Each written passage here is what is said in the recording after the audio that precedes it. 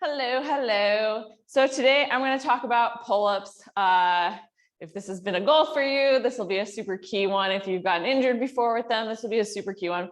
But I want to break down sort of the movement pattern, why it's such a struggle and everything, and then even talk about some mobility tips and everything for that. I'm going to pull up my notes too, because I had some notes, which I think will be helpful to make sure I don't forget anything, because sometimes I have a little bit of a pea brain. Anyway, so I want to talk about pull-ups, okay? So it's not just about strength. I think a lot of times people will come in and be like, well, I do all these back exercises, why am I not moving forward towards the pull-up? And you have to remember that there are a lot of moving pieces, and a lot of this is about that mind-body connection and getting the correct muscles working. So if you're constantly feeling your arms, if you're feeling your neck, all of these things are showing you that you don't have proper scapular movement. So that's really what I'm going to focus on today with the pull-up, okay? I also do just want to reiterate that when you're doing this movement, it is a lot like thoracic mobility, all these different things. So you will see these different components in there. So you can't skip the warm up, guys. You got to do that foam rolling, stretching, and activation. And then on top of that, you have to remember that if you're not putting things in consistently in the same way, you're not necessarily going to be able to see progress as linearly. And so what I mean by that is when you have pull-ups always on, let's just say Tuesdays, it's easier to compare how you're doing with everything. If you do pull-up work Tuesday and then the next week Thursday and then the next week Wednesday, that's also part of why you don't see that progress, because different things are going to be fatigued. It's also why you might do a progression and we might go into another progression. You might feel like you went backwards a little bit. And it's not necessarily that you did, it's just that different things are fatigued coming in. If you've done heavy back rows and you have pull-ups later in the week now, your back might be more fatigued. And part of this is building that strength endurance. So there is a purpose to it, but you do have to recognize that that skill work has to be in there consistently in a progression to really see what is and isn't working, because otherwise different things will be fatigued. So talking about the pull-up, okay? When you do this freaking amazing move, okay, you want to think about your grip to start. So as you're hanging here, creating tension so that you're not even just like swinging all around, right? You want to think, how can I sort of grip the bar, create that tension, engage everything to pull up, okay? And if you have a little movement, that's okay. Be careful on the band that you actually do get your knee in. I've seen too many little things where people don't get their knee correctly in there. You can push it all the way down to your foot. So if you put your knee in there, it makes it a little easy or a little harder than if you put your foot in there, okay? Because that's more tension on the band. Do be conscious that if you always use this on one side or one foot, it is adding a little extra assistance to that side, okay? So it's not gonna create necessarily a really bad imbalance, but if you do have a stronger side, maybe don't put the band on that side, put it actually under the knee of the weaker side, just to help that side a little bit keep up if you are doing the bilateral movement, and then also work to correct that imbalance at the same time. But as you set up, think about creating that tension through the bar gripping, okay? So I will see people not grip with their thumb with a false grip, okay? And this is not bad. This can be used in strategic situations, especially if you're an over gripper. But guys, when you do that, you're not using that thumb then to really create tension. And the more you actually create tension through your hand, or if you're doing a squat or whatever, through your foot, the more you're actually gonna better activate muscles all the way up the kinetic chain, so all the way up your arm, okay? So you wanna think about creating that tension before you even pull. Then as you set up, I want you to think about this less as you pulling yourself up to the bar and more as you pulling the bar down to you. And the key distinction there is when you think about that, you're gripping the bar harder, you're even pulling down into it. So as you set up, you want to think lead with your chest up. And let's see if I can do this from this way. So you want to think about lead with your chest up. Okay, so you're almost even getting that little bit of movement as you even set up, leading with your chest up. And then you're not looking up by your changing your head, but you're thinking about opening up, so then your eyes will naturally go up a little bit. So then as you do that and you're thinking about pulling the bar down towards you to pull up, okay? And then you can lower back down with control. But you want to think about all those things as you set up. Am I gripping the bar, okay? Am I then creating that tension to really think about pulling the bar down to me? Am I opening my chest just slightly, which then by extension makes me look just slightly up? You're not forcing up. And then you're pulling the bar down to your chest, okay? As you do that, okay, and as you assess, you want to think about driving your elbows down. You want to think about that scapular movement, okay? Because we don't want to just pull with our arms. When we pull with our arms, it's why we end up with neck and shoulder pain, because we're doing this guy, right? So you want to think about, if you're leading with your chest, pulling the shoulder blades down and back to your back pockets as much as you can, feeling your shoulders unshrug, and then even feeling your shoulders re-elevate as you come back up. But it's that scapular movement, which is so key and which is what we often struggle with, okay? It's why when you do back rows, you might be thinking, oh, I feel my bicep a lot. You're not pulling with your back. It's why when we're doing all these different strength things, they're not adding up the way we want because we're not getting that scapular movement, okay? It's why in the activation, you might have seen scapular push-ups. While that works on retraction, with the pull-up, you need retraction and depression. You might have seen mini pull-ups, okay? So if you're working on this and you're trying to build up whether or not you use the band, and I actually prefer, if you can, even taking something like your J hooks in your rig or Smith machine bar and setting that bar lower so you can do foot assisted, because that way you can actually control how much tension you really do use. So I like that modification. You can even raise the suspension trainer straps up and do that. But I like the mini pull-up, okay? Because what this is working on is that initial movement. If we can get that initial movement, a lot of times we can then really keep the engagement through the top. And then you can use holds at different places where you're struggling to really ingrain that positioning. But so you want to think about with the mini pull-up, okay? So you're shrugged, and then you're thinking about that whole setup, create that tension, think about opening the chest up, that pull down, okay? It's small, but it's just that pull down. It's that initial movement of the shoulder blades, okay? I'm not bending my arms.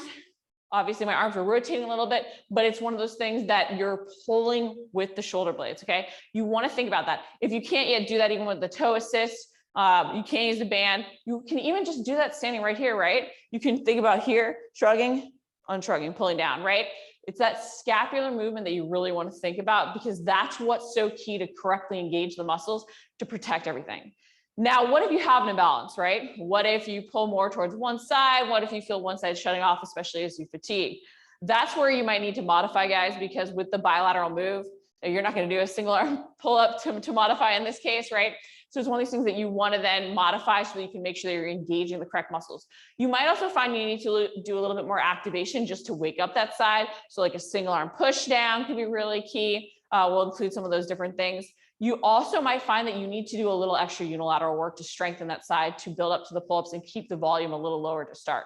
And so as weird as it can feel in your workout when you're doing a strength move, you might find if you're doing that single arm lat pull down, maybe you've had bilateral in there and you even do a few extra reps on that side, right? You might have to hold back your stronger side as you do your weaker side. There's a few different ways you can do it, whether or not it's adding in another round, whether or not it's doing the same reps as that stronger side, but doing the rest pause technique, okay? So this can be really valuable. So let's just say you can do 10 reps on one side, on the stronger side with a weight, okay? But you can only get out 5, but you can pause for 15 seconds and then get out 5 more. That's a great way to help that weaker side catch up, okay? But you do want to assess for any imbalances. This is where videos are so key, okay? When we ask you for a video, please send it. It's not even that we're questioning your form, you're questioning your knowledge about an exercise. But the only way to assess, guys, and I do this for myself, like I will video my own pull-up work so that I can watch, because I know at some point something's going to creep in, especially if I'm fatigued, whatever else, okay? And I want to be able to assess. But video the pull-ups from the back so we can see that scapular movement. Don't hesitate to wear a sports bra. It's okay. We don't care. We're not judging. We're just looking at the form to watch that scapular movement. It's why we might ask you for single arm scapular push-ups, different things like this. But we need to assess, because guys, a lot of times there isn't proper scapular movement, or one shoulder will come up, or you might even find at the top, you start to sort of lean to one side, right? You start to pull up a little bit more like this, or on the way down, that shoulder comes up a little bit or whatever else, right? It's one of those things that we want to assess all those things even over the reps to see what happens when you fatigue. Is there that weaker side, that doesn't have the strength endurance, okay? But then we can even implement holds, right? You might have been doing just mini pull-ups and we're like, okay, well, now you've got that initial movement to engage the shoulder blades, to engage the correct muscles. But at the top, you're starting to shrug back up because you can't keep that full extension. Maybe we add in the top pull-up hold, and then we also add in some thoracic extension work, which might mean either using a roller or something like the Mobilizer or Peanut, right? Working in that mid and upper back to work on that extension so you can actually open up your chest. We might even have you roll your chest, okay? I know a lot of you will be like, oh, I have trigger points in my back. And it's not that we can't foam roll those, but sometimes those are even due to the fact that we have this forward flex posture, the rounded shoulder posture. And so we actually need to address opening up our chest with stretches, whether or not using the suspension trainer to do the snow angels, or even foam rolling, okay? So sometimes we might have you address something that doesn't feel like it's at the point of pain. And that's because we need to actually address things that are causing the overload in those other areas. But those are some key cues for the pull-up. So just to go back through those really quick, when you're setting up, think about that tension with your hands on the bar. Think about sort of opening your chest up a little bit so that you can pull the bar to your chest, not your chest to the bar. And when you open that chest up just a little bit, you're not arching your lower back. I would be conscious of that, okay? But you're actually lifting the chest, and then your eyes are going to go up just slightly to look up, to pull the bar down towards your chest. And as you do that, think about those shoulder blades pulling down towards your back pocket. At the top, even assess, are my shoulder blades down and back? Are my shoulders down and back, okay? And if you can't assess some of these things starting out, it might be good to modify just to sort of ingrain that movement pattern, be able to think through it. And again, when you're using the band, be conscious that if you do put it under one knee, that's going to make it harder than under your foot. And if you're using it only on one side, that also is going to impact things, creating a slight imbalance there. So just be conscious of that, especially if you are using it on one side, maybe not on that stronger side, okay? Make that stronger side work. Although I guess you could also argue you're correcting imbalances. So maybe if you need it, you could use it on the stronger side, but just make sure then the weaker side isn't compensating to keep up, is basically the gist of that. If you can, I really prefer to use the foot assisted whenever possible, just because you can apply only the amount of tension you need where you need it. But I know that's not always an option, although you can use the Smith machine or J hooks. But then pull the bar to your chest, okay? At the top, assess, and then slowly lower back down. And as you lower back down, even feel that scapular movement and think about it, okay? And then don't skip that warm up, guys. You got to do the foam rolling, stretching, and activation to mobilize the shoulders, work on that spinal extension so you can actually get the proper scapular movement, okay? And some key things, like I mentioned, might be the mini pull-ups, might be the holds, okay? We might have you do lat pushdowns and all of that jazz. So those were my main tips. I'm going to sort of sneak a little bit out of the frame to look and see if you have any questions or if anybody commented in chat.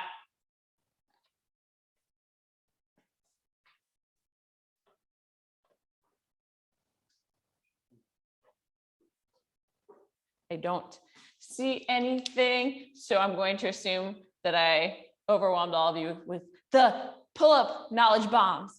But you can watch back through this. I will post a replay. And if you are doing pull-up stuff, think about how all the different mobility work works together. Really think about, as you do any of your back work, the scapular retraction, depression, the movement of those shoulder blades. We might also have you guys doing, and I'm bringing this up because I think it's one thing that's often overlooked, but like a serratus anterior press, where you're actually sort of pressing and reaching out a little bit. We might have you do that with the rollers, the downward dog, scapular presses, all that stuff too, guys, because even things like that will help make sure that your shoulder blades are moving properly, that your serratus anterior is engaged, which is so key to your shoulder health, your scapular health, and helping that shoulder blade sit flush. But do not skip all that prehab work. I know we often want to, but it is really the stuff that makes all the difference, as much as we think it's building the muscle, right? It's that mind-body connection, because strength is about neuromuscular efficiency, the ability to recruit the correct muscles to the correct extents at the correct times, okay? Hopefully this was helpful on your pull-up journey. Can't wait to see some of you busting out more pull-ups. Have a fabulous Wednesday, guys, and a great rest of your week.